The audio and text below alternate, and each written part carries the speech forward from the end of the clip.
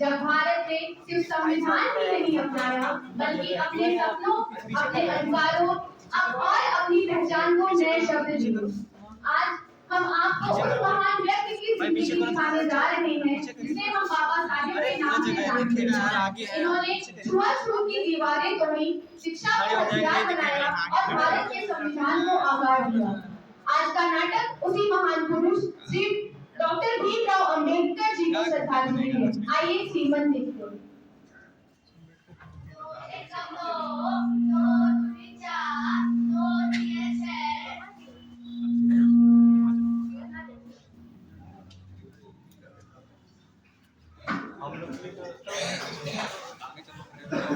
चलो आगे चलो। अरे दिखिएगा तभी तो दिखिएगा।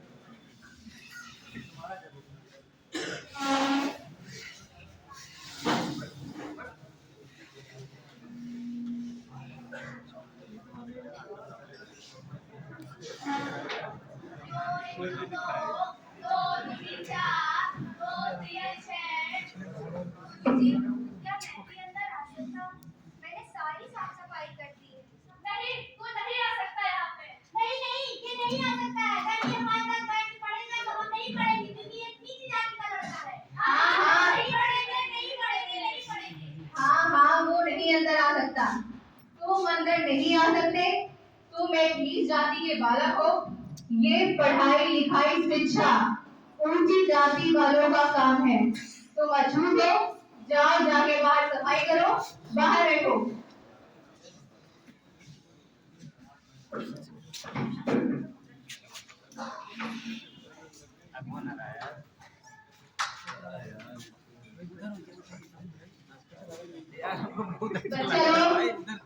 उपस्थिति बोलो अपना। हम तो दिखती नहीं।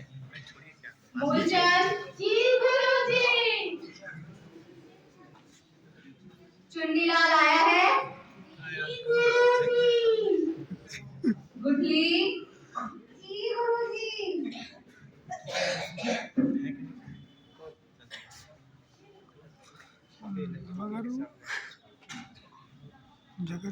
अच्छा चलो बताओ, ऐसी कौन सी चीज है जिसे हम देख तो सकते हैं पर छू नहीं सकते?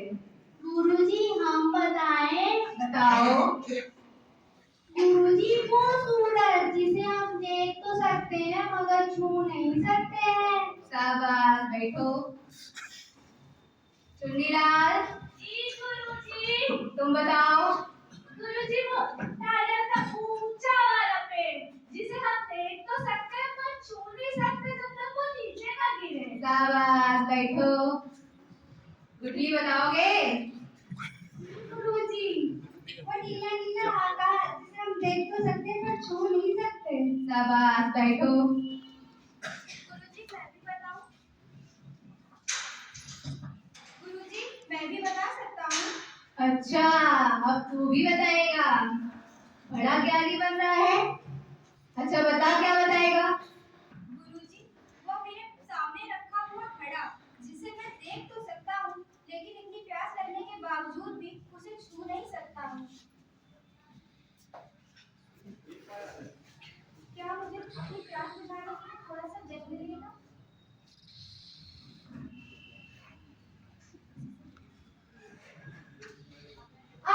मैं तेरी प्यास बुझाता हूँ।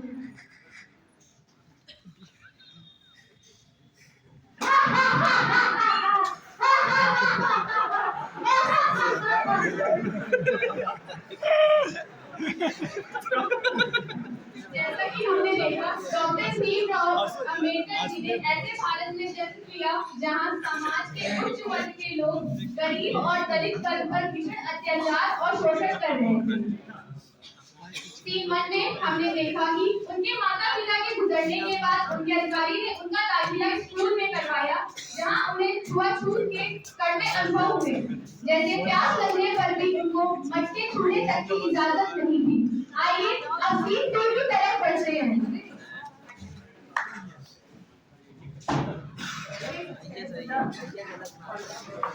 ये जगह पीछे बढ़ा लो पीछे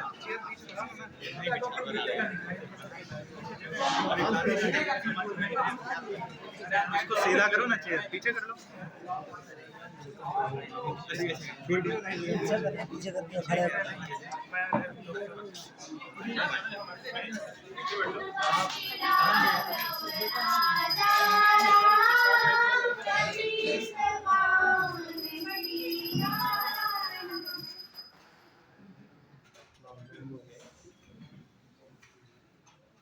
हे बालक, तू यहाँ क्या कर रहा है? पंडित जी, मुझे भी मंदिर के अंदर आने की अनुमति दें। मुझे भी ईश्वर के दर्शन करने हैं, उनका आशीर्वाद प्राप्त करना है। नहीं, तू मंदिर में नहीं आ सकता। तू अछूत है। तेरे मंदिर में प्रवेश करने से मंदिर अशुद्ध हो जाएगी। ये सब जाति धर्म का बंटवारा तो आप सब समाज के ठेकेदारों ने किया है। ईश्वर ने तो हमें एक समान बनाकर धरती पर भेजा है। अच्छा, तू बड़ा ज्ञानी बनता है।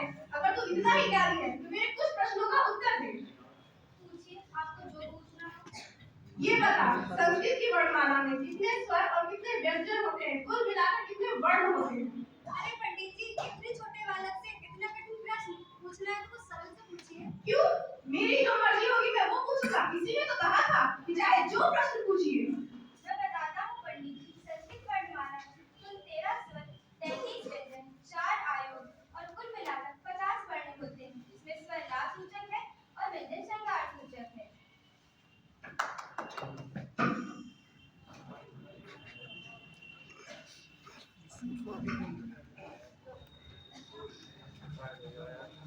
तो मेरे प्यारे दोस्तों, जैसा कि आप सबने सीन 2 में देखा, डॉक्टर अम्बेडकर ने अपने जीवन में बहुत से ऐसे कष्ट सहे, लेकिन अपनी शिक्षा को कभी प्रभावित होने नहीं दिया। वह हर दिन 14 से 18 घंटे अध्ययन किया करते। शिक्षा के प्रति उनकी लगन और जी-तोड़ मेहनत का परिणाम था कि बड़ौदा के शाहू जी महाराज ने उन्हें उच्च शिक्षा के लिए इंग्लैंड भेज दिया। लंदन प्रवास के दौरान वे लाइब्रेरी में जाया करते और घंटों तक पढ़ाई किया करते। आइए सीन 3 की तरफ बढ़ते हैं।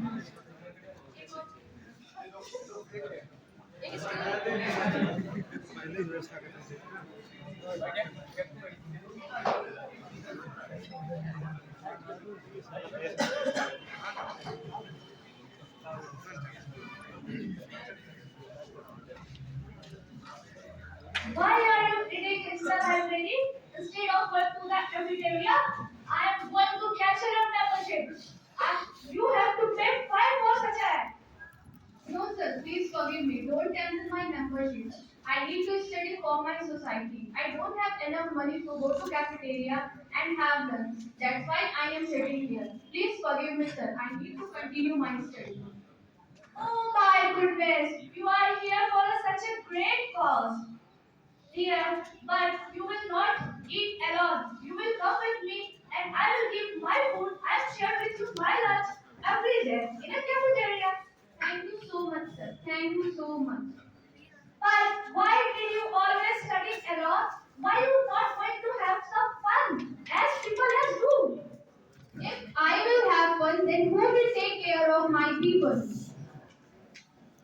तो दोस्तों, जैसा कि आप सबने सीन 3 में देखा कि बाबा साहेब भीमराव अम्बेडकर ने विभिन्न विश्वविद्यालयों में 4 विषयों में पीएचडी की उपाधि ग्रहण की। भीमराव अम्बेडकर ने भारतीय इतिहास के ऐसे इकलौते व्यक्ति हैं जिन्होंने दलितों और वंचितों को सामाजिक अधिकार दिलाने के लिए अपना संपूर्ण जीवन समर्पित कर दिया।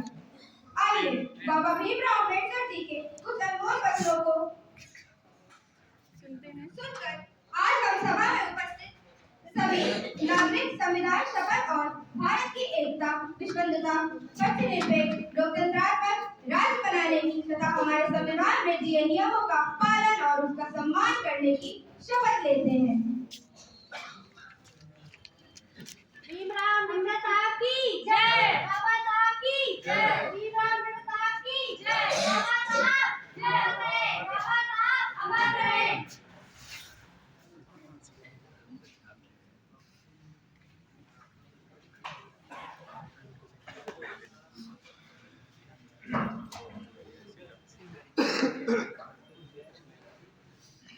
हम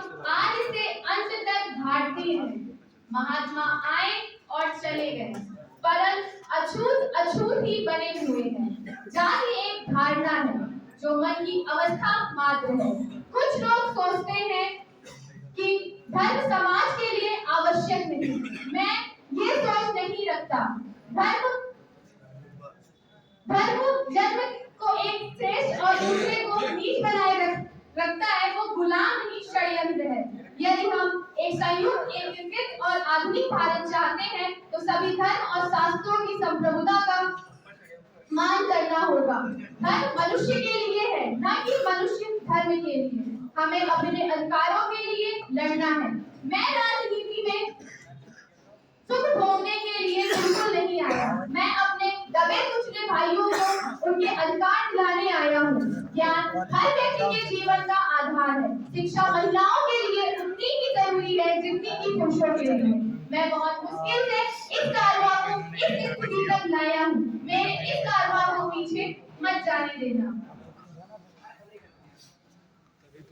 संविधान भारतीय समाज के लिए एक मार्गदर्शक और दस्तावेज के रूप में प्रस्तुत करने के लिए डॉक्टर अम्बेडकर जी की सबसे प्रभावी और निर्णायक भूमिका थी।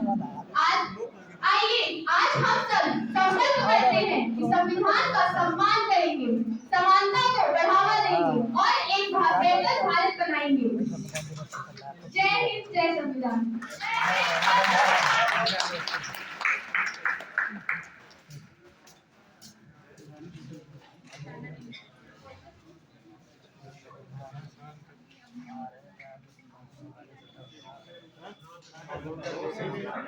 बहुत बहुत धन्यवाद।